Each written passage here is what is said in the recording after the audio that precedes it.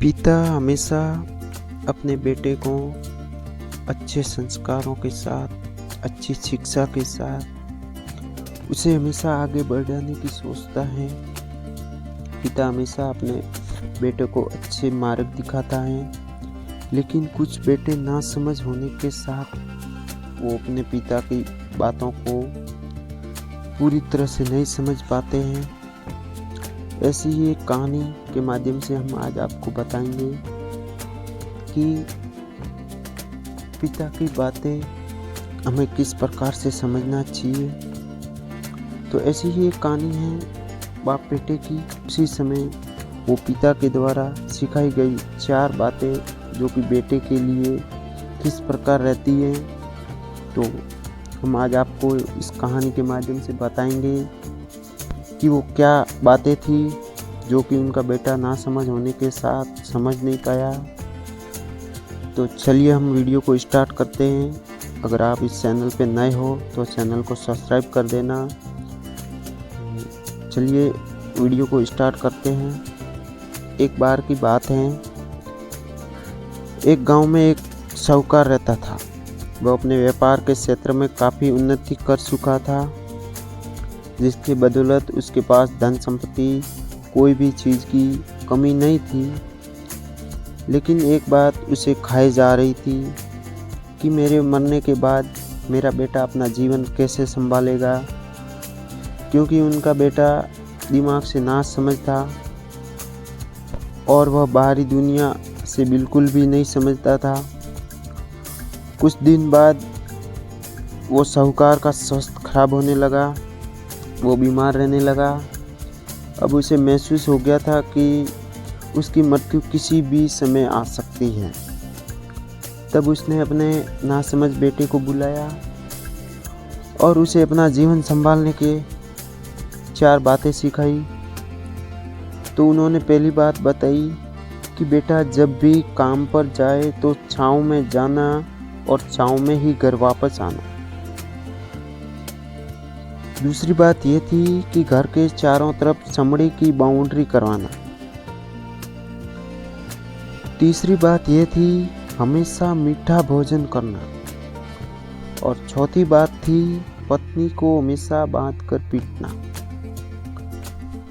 अब वो बेटे को 4 बात बता तो देते हैं, फिर उनका स्वर्ग हो जाता है।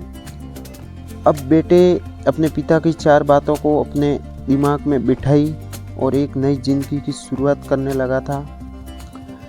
जब उसका काम धंधे पर जाने का समय आया तो उसने अपने पिता की आई हुई बात याद की कि कभी भी काम पर जाए तो छाँव में जाना और छाँव में ही आना। तो उसके पास पैसों की कमी थी नहीं, इसलिए उसने ये बात याद करके घर से ऑफिस तक एक बहुत बड़ा टेंट लगवा दिया ताकि वो धूप से बच सके। पिता की बात याद करके उसने अपने घर के चारों तरफ भैंस की चमड़े की बाउंड्री बनवा दी, जिसकी बदबू होने के कारण अड़ोसी पड़ोसी दुखी होने लगे थे। लेकिन पिता की बात तो उससे माननी थी। प्रतिदिन अपनी घरवाली से भोजन में केवल मीठी चीज़ें बनवाता था। और एक दिन उसकी पत्नी ने अनजाने में कोई गलती कर दी तो पत्नी पर उसका गुस्सा इतना भड़का कि वह उसे मारने पर उतारू हो गया। लेकिन उसे फिर अपने दिमाग में पिता की बात कही हुई याद आई कि पत्नी को हमेशा बांध कर पीटना।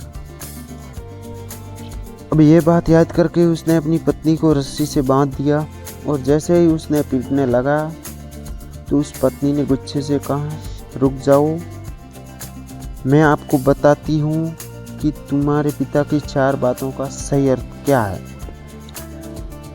जब उसकी पत्नी उसे पिता की 4 बातों को सही अर्थ समझाना शुरू करती है तो कहती है कि पहली बात थी कि काम पर छाँव में जाना और छाँव में आना। इसका मतलब है कि प्रतिदिन काम पर सूर्योदय होने से पहले निकल जाना और सूर्यास्त के बाद घर वापस आना, ताकि अपने काम में इतने व्यस्त हो जाओ कि बाहरी दुनिया के मोह माया से दूर रह सको। लेकिन वो नासमझ ने तो घर से ऑफिस तक टेंट लगवा दिया था ताकि धूप से बच सके। दूसरी बात थी घर के चारों तरफ चमड़े की बाउंड्री करवाना। इसका मतलब है कि अपने घर की सुरक्षा के लिए कुत्ता या बिल्ली का पालना, ताकि चोरों से सुरक्षित घर रहे। लेकिन उस आदमी ने घर के चारों तरफ भैंस की चमड़ी लगवा दी थी, जो कि अर्थहीन है। तीसरी बात थी कि हमेशा मीठा भोजन करना। इसका सही अर्थ है कि हमेशा भूख तेज लगने पर ही भोजन करना चाहिए। इससे क्या है कि एक सूखी रोटी भी मीठे भोजन समान संतुष्ट देगी। जब किसी को बहुत तेज भूख लगती है तो वह यह कहकर भोजन का अपमान नहीं करता कि ये तुमने क्या बना दिया, भला ये भी कोई खाता है।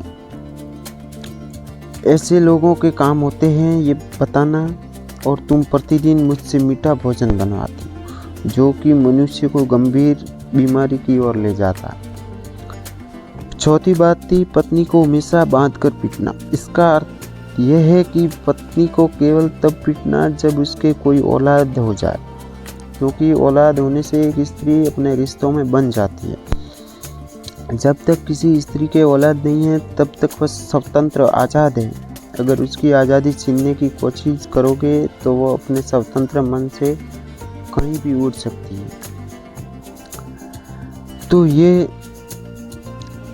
पिता ने सिखाया कुछ और, बेटा सीखा कुछ और उसकी पत्नी इतने दिनों से मौन इसलिए थी क्योंकि वह अपने पति से नासमझ दिमाग को भली भांति जानती थी। इसलिए उसने अपने पति को उसे हाल पर छोड़ दिया, करने दो जो करता है। लेकिन तब नौबत जब छस में उसके ऊपर आई तो वो भड़क उठी और उसे अपनी चुप तोड़नी पड़ी, और उसने अपनी पिता की कही हुई बातों का सही अर्थ समझाया। उम्मीद करता हूँ आपको ये कहानी अच्छी लगी होगी। अगर अच्छी लगी हो तो वीडियो को लाइक कर देना और चैनल को सब्सक्राइब कर देना। धन्यवाद।